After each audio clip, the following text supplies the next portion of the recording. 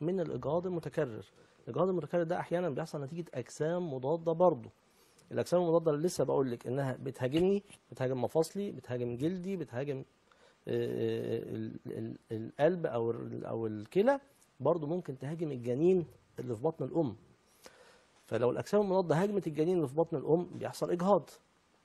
يحصل اجهاض مره، يحصل اجهاض مرتين، برضه يعني من حوالي 20 30 سنه كان كتير الحالات دي ما حدش بياخد باله منها. انا شفت شخصيا حاله وما اجهاض. تبقاش عارف الاجهاض ده من ايه. ما كانش بيتعرف، كان زمان ربط عنق الرحم اه والحاجات دي. مع تطور العلم بدأوا يعرفوا ان عارف. في اجسام مضاده بتهاجم الجنين، وبالتالي بنبدا بقى نعمل لها تحاليل نشوف الاجسام المضاده دي ونبدا ندي لها. يعني الناس بتتخيل ان دكتور الروماتيزم ده قاعد لناس ماشيه عكاز وعواجيز وجايين بخشونه ركابهم وخلاص.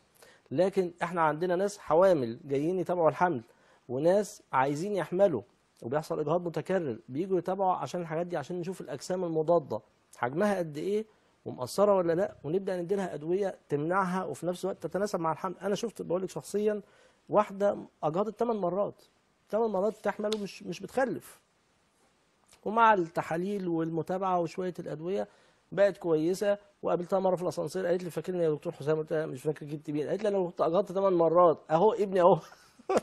الحمد فطبعا لله. ده بالنسبه لنا حدث، يعني بتوع النساء بيولدوا كل يوم وبيشوفوا حالات من دي كل يوم، ان احنا صحيح بالنسبه لنا ده حدث تاريخي.